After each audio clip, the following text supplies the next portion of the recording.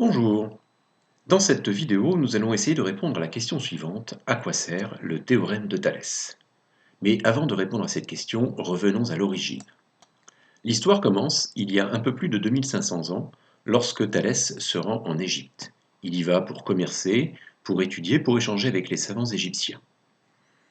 Et lorsqu'il se retrouve sur le plateau de Gizeh, au pied de la grande pyramide de Khéops, les Égyptiens lui posent la question: comment pourrait-on connaître la hauteur de cette grande pyramide?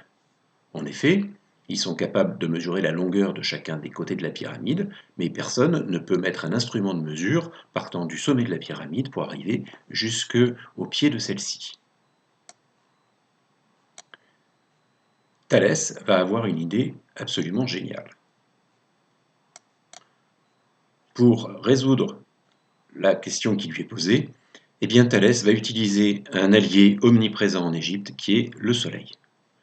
En effet, lorsque le Soleil illumine la pyramide, eh bien la face qui est à l'ombre dessine aussi une ombre sur le sol du désert. Tout comme un bâton qu'on aurait planté dans le même désert a lui aussi une ombre. Et à une certaine heure de la journée, Thalès va constater que l'ombre du bâton est aussi longue que le bâton lui-même. Les deux longueurs sont absolument égales. Et il en déduit que la hauteur de la pyramide doit être égale à l'ombre de la pyramide augmentée de la longueur de la moitié de la base de la pyramide. Grâce à cette idée, Thalès vient de découvrir qu'il est possible de calculer une longueur lorsqu'on ne peut pas la mesurer directement. Dans le monde d'aujourd'hui, une application pratique du théorème de Thalès, c'est ce que l'on appelle la croix de bûcheron. Qu'est-ce que c'est qu'une croix de bûcheron? Bien, c'est très simple. En fait, il s'agit de deux morceaux de bois qui sont de même longueur et qu'on va tenir perpendiculairement l'un à l'autre.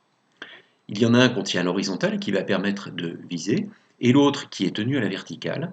Et on va essayer de se positionner de telle sorte qu'avec le bâton qui est vertical, on masque entièrement la hauteur de l'arbre. Et à ce moment-là, le principe de la croix de bûcheron, c'est de dire que la distance au sol entre les pieds du bûcheron et le pied de l'arbre est la même que la hauteur de l'arbre.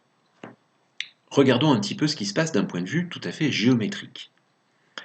Dans ce schéma, nous avons trois triangles. On a un grand triangle ABC, on a un triangle AFC dans lequel est inscrit un triangle DGC, et puis un triangle BFC dans lequel est inscrit un triangle EGC.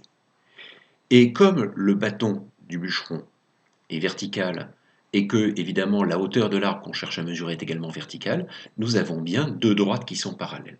En clair, nous avons de multiples configurations de Thalès. Et si nous écrivons les rapports qui sont déductibles de ces configurations de Thalès, que constatons-nous? Eh bien, GC sur CF est égal à GD sur FA et est égal à EG sur BF.